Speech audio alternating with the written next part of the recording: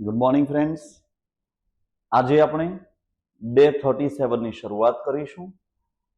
જે એના આગળના સેશનમાં ડે 36 માં જે આપણે ડિસ્કશન કર્યું હતું કે જેમાં આપણે આઈએનજી કેવી રીતે લગાડીએ છીએ અને આઈએનજી લગાડવાના શું રૂલ્સ હોય છે એને આપણે આ ડે 37 ની અંદર શીખવાના છીએ. કે કોઈ પણ પ્રેઝન્ટ કોઈ પણ કન્ટિન્યુઅસ ટેન્સ હોય, પ્રેઝન્ટ કન્ટિન્યુઅસ હોય, પાસ્ટ કન્ટિન્યુઅસ હોય, ફ્યુચર કન્ટિન્યુઅસ હોય કે પછી પ્રેઝન્ટ પાર્ટિસિપલ હોય, એમાં આપણે આઈએનજી લગાડવાની જરૂરિયાત પડતી હોય. તો આઈએનજી ના શું રૂલ્સ છે એને આજે આપણે સમજવાના છીએ. એની પહેલા જે આપણા નાઉન્સ છે આજે નવા એ જોઈ લઈએ. આ ઓલમોસ્ટ જાણીએ છીએ એવા જ નાઉન્સ આજે આપણે જોવાના છે. Toaster, induction, vacuum cleaner, hair dryer, iron જે ઇસ્ત્રી કરીએ છીએ iron, gaming console, Bluetooth earbuds, CCTV camera, keyboard અને માઉસ. આજના જે 10 આપણા નાઉન્સ હતા એ બહુ જ ઇઝી છે અને ફ્રિકવન્ટલી આપણે એને જોઈએ છીએ એટલે આપણને આવડતા પણ હોય છે. હવે જે ડે 36 માં જે હોમવર્ક હતું ચાલુ ભવિષ્યકાળનું એનું આપણે સોલ્યુશન ચેક કરીએ. હું શાળાએ જઈ રહ્યો હોઈશ એટલે કે I will be going to school. I will be, અહીંયા શેલ બી પણ આવે અથવા વિલ બી પણ આવશે. આપણે દરેકે દરેકમાં વિલ બી નો યુઝ કરવાના છીએ. તે ચા પી રહી હશે, she will be taking tea, will be અને આઈએનજી.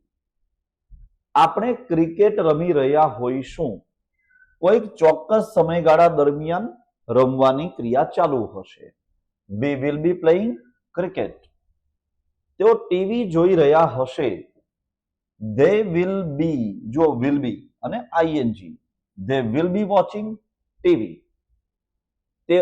તમે ગીત સાંભળી રહ્યા હશો, તમે એટલે કે you will be listening, you will be listening to a song. મારો ભાઈ દોડી રહ્યો હશે નહીં, આ નકાર વાક્ય છે. તો નકાર વાક્યમાં will not નું આપણે શોર્ટ ફોર્મ કરીએ તો વોન્ટ થાય. My brother won't be running, will not be running પણ સાચું છે અને વોન્ટ બી રનિંગ લખશો તો પણ સાચું છે. બેમાંથી કોઈ પણ તમે યુઝ કરી શકો છો. My brother won't be running. મારી બહેન ચિત્ર દોરી રહી હશે નહીં, નકાર વાક્ય છે એટલે અહીંયા આવશે my sister will not be drawing. Will not be drawing અથવા તો won't be drawing. A picture. શિક્ષક ભણાવી રહ્યા હશે નહીં. The teacher will not be teaching. Will not be teaching અથવા તો વોન્ટ બી ટીચિંગ. પક્ષીઓ ઉડી રહ્યા હશે નહીં. The birds will not be flying. Will not be flying. બાળકો બગીચામાં રમી રહ્યા હશે નહીં. The children will not be playing in the garden.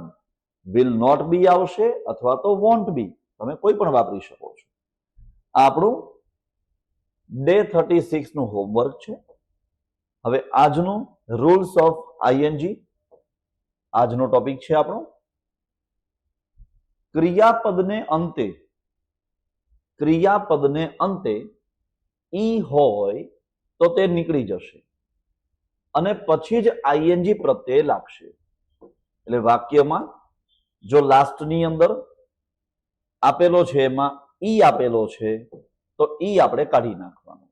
જેમ કે કમ હોય તો કમિંગ, આઈએનજી લગાડતા પહેલા અહીંયાથી ઈ આપણે કાઢી નાખીએ છીએ. રાઈટ છે તો એનું આવશે રાઇટિંગ, WR I અને T.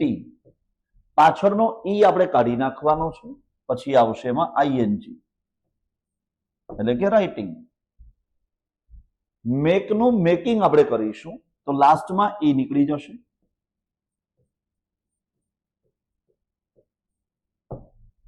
મેકિંગ. ટેકની અંદર એ નીકળી જશે.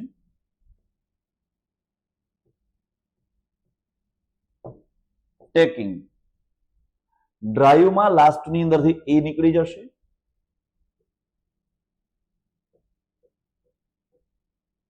ડ્રાઇવિંગ.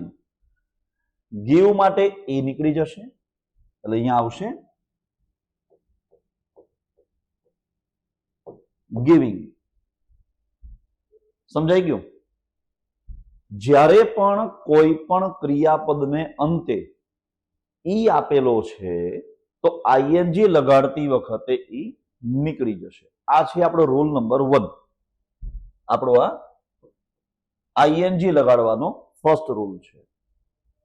એના પછી સેકન્ડ રૂલ શું છે?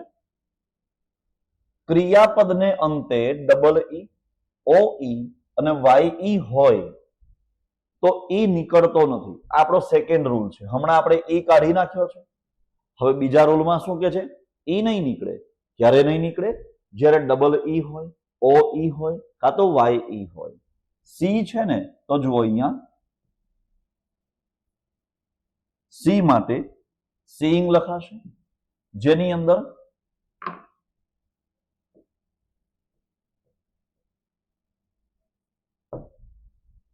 આઈએનજી નીકળશે.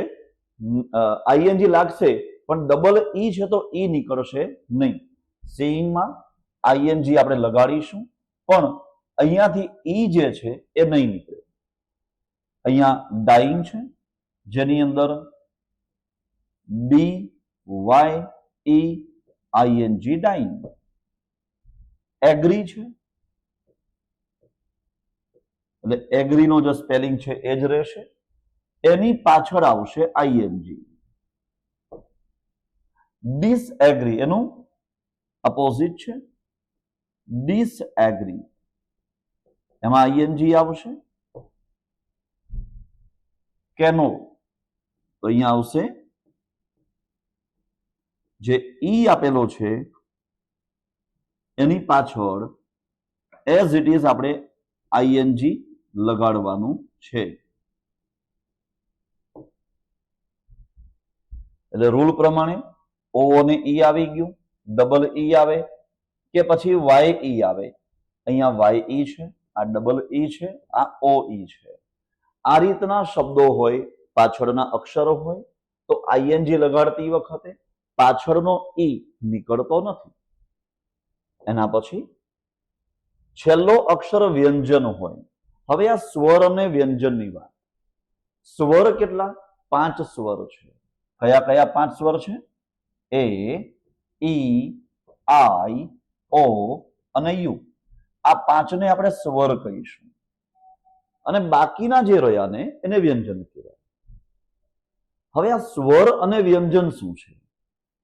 જે અક્ષર ડાયરેક્ટ જ આપણા સ્વર પેટીમાંથી કંઠમાંથી નીકળે ને એને સ્વર કહેવાય. એબીસીડીમાં જે 26 અક્ષર છે એ 26 માંથી એ ઈ આઈ ઓ યુ એટલે કે અહીંયા જ્યારે પણ આપણે સ્વર બોલવાનો હોય ને તો ધ્યાનમાં રાખવાનું સ્વર કોને કહેવાય? બોલતી વખતે તમારા 2 હોઠ ભેગા ના થાય, તમારી જીભ ઉપર ક્યાંય ટચ ન થાય અને બોલતા બોલતા સીટી પણ ના વાગે તો એને કહેવાય સ્વર. દાખલા તરીકે તમે ટ્રાય સાથે કરી શકો. એ જો એ બોલતી વખતે તમારા 2 હોઠ ટચ થતા નથી, રાઈટ? તમારી જીભ ક્યાં ટચ થતી નથી અને બોલતા સીટી પણ વાગતી નથી એટલે એ.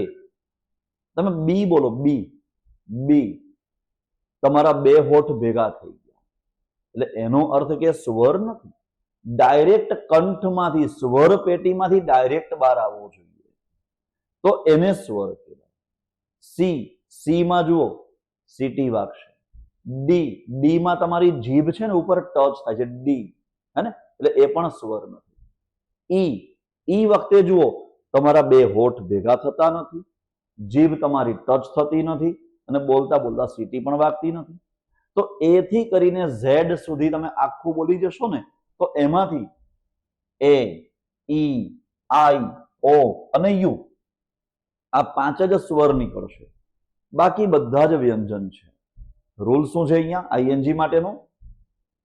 કે જ્યારે છેલ્લો વ્યંજન હોય, આ ટી છે ને એ વ્યંજન છે, એની પેલા એક અને માત્ર એક જ સ્વર હોય, આ ઈ છે ને એ સ્વર છે. તો ગેટનું ગેટિંગ જ્યારે કરીશું તો જીઈ ડબલ ટી આઈએનજી આવશે. ગેટિંગ આની અંદર છેલ્લો અક્ષર ડબલ થઈ જશે. છેલ્લો અક્ષર વ્યંજન હોય અને તેની પહેલા એક અને માત્ર એક સ્વર હોય તો છેલ્લો અક્ષર બેવડાઈ જશે, એટલે કે ડબલ થઈ જશે. પુટ છે પીયુટી, તો જુઓ P U double T ING આવશે, પુટિંગ. સમજણ પડી? બધાને ખબર પડી ને? બહુ જ ઈઝી વસ્તુ છે આ. છેલ્લો વ્યંજન છે, એની પહેલા એક અને માત્ર એક સ્વર હોય. બે સ્વર ભેગા હોય તો નહીં, એક જ સ્વર હોય તો અહીંયા આ વ્યંજન ડબલ થઈ જાય. Cut, C U double T ING, cutting. Shut, S H U double T ING, shutting. Split, તો અહીંયા આવશે સ્પ્લિટિંગ, એમાં પણ ડબલ ટી આવશે. રન છે, રન એટલે અહીંયા આવશે રન માટે R U double N ING, running. પણ અહીંયા સામે એક અપવાદ પણ છે કે પરંતુ જો છેલ્લો અક્ષર વાય હોય, વાય, તો કોઈ ફેરફાર થશે નહીં. જેમ કે પ્લે, PLAY, પ્લે, જેમાં છેલ્લો વાય છે, આ વ્યંજન છે અને એ જે છે એ સ્વર છે, છતાં પણ અહીંયા પ્લે માટે PLAY, પ્લે, એના પછી આઈએનજી આવશે. એમાં વાય આપણે ડબલ કરતા નથી. ધ્યાનમાં આવ્યું દરેક ને? છેલ્લો વ્યંજન હોય, વ્યંજનની પહેલા એક અને માત્ર એક સ્વર હોય તો આઈએનજી લગાડતી વખતે જે લાસ્ટ જે વ્યંજન છે એ ડબલ થઈ જશે, બેવડાઈ જશે. પણ વાય આપેલો હોય છેલ્લા, એની પેલા સ્વર હોય તો કોઈ ચેન્જ થશે નહીં, શબ્દ એવો ને એવો જ રહેશે, પાછળ આઈએનજી લાગશે. એટલે અહીંયા આપણો આ રૂલ નંબર 3 આપણે જોયો. અને રૂલ નંબર 4,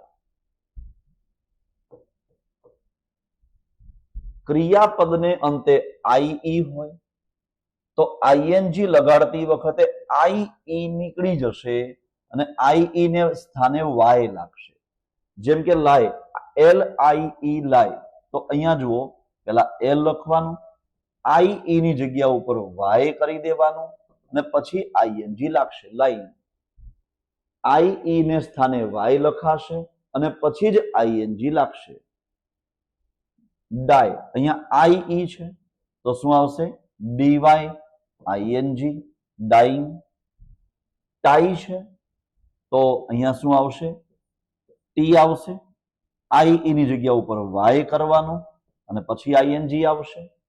અનટાઈ છે, અનટાઈમાં UNT, લાસ્ટમાં આઈ ની જગ્યા ઉપર વાય આવશે, એના પછી આઈએનજી લાગશે. આઉટલાય, આઉટલાય માટે અહીંયા OUT, આઉટ, એલ અને છેલ્લા આઈ છે ને એની જગ્યા ઉપર વાય આવશે અને પછી આઈએનજી લાગશે. આ રૂલ નંબર 4. તો જુઓ ફરીથી, જ્યારે પણ ક્રિયાપદને અંતે આઈ આપેલું હોય તો આઈ ની જગ્યા ઉપર શું થઈ જશે? વાય મૂકવાનો અને પછી જ આઈએનજી લગાડવાનું. એટલે અહીંયા શબ્દો છે લાઈંગ, ડાઈંગ, ટાઈંગ, અનટાઈંગ અને આઉટલાઈંગ. તો આની અંદર આપણે આઈ ની જગ્યા ઉપર વાય વાપર્યો છે અને એના પછી આઈએનજી લાગશે. અને હવે આજનું તમારું હોમવર્ક ડે 37 નું, કેટલાક ક્રિયાપદો આપેલા છે અને આ ક્રિયાપદોમાં તમારે આઈએનજી લગાડવાનું રહેશે. જેને આપણે ડે 38માં જ્યારે મળીશું ત્યારે આનું આપણે સોલ્યુશન ચેક કરીશું કે તમારી કોઈ ભૂલ છે કે નહીં. તો આજે આપણે આઈએનજી માટેના 4 રૂલ અલગ અલગ શીખ્યા છીએ. કયા કયા 4 રૂલ છે એકવાર આપણે હાઇલાઇટ્સ જોઈ લઈએ. પહેલું તો લાસ્ટમાં ઈ હોય તો ઈ નીકળી જાય અને આઈએનજી લાગશે. પણ જો ડબલ ઈ હોય ઓ ઈ હોય કે પછી વાય ઈ હોય તો નહીં નીકળે. પહેલો રૂલ શું હતો? ઈ હોય તો ઈ નીકળી જાય, કમ હોય તો કમિંગ વખતે ઈ નીકળી જશે. પણ જો ડબલ ઈ હોય, ઓ ઈ હોય કે વાય ઈ હોય તો ઈ નીકળતો નથી. એઝ ઇટ ઇઝ શબ્દો રહેશે, એની પાછળ આઈએનજી લાગશે. ત્યાર પછી લાસ્ટમાં વ્યંજન છે, વ્યંજનની પહેલા સ્વર આપેલો હોય, એક જ સ્વર, તો વ્યંજન ડબલ થઈ જશે. ગેટનું ગેટિંગ વખતે ડબલ ટી આઈએનજી આવશે. પણ એમાં વાય આપેલો હોય, લાસ્ટમાં PLAY, એમાં વાય આપેલો છે, એની આગળ સ્વર છે, તો પ્લેનું પ્લેઇંગ કરતી વખતે કોઈ ચેન્જ થશે નહીં, માત્ર આઈએનજી જ લાગશે. અને ચોથા રૂલ્સની અંદર છેલ્લા આઈ આપેલો હોય તો આઈ નીકળી જશે, એની જગ્યા ઉપર વાય આવશે અને એના પછી આઈએનજી આવશે. તો આ સાથે આપણે આજનું ડે 37 નું વર્ક આપણે કમ્પ્લીટ કર્યું છે. અને આ ડે 37 નું તમારું હોમવર્ક છે. આનો તમે સ્ક્રીનશોટ પાડી લેજો અને આનું આપણે સોલ્યુશન જોઈશું ડે 38માં. મળીશું આપણે નેક્સ્ટ ડે 38માં. Thank you.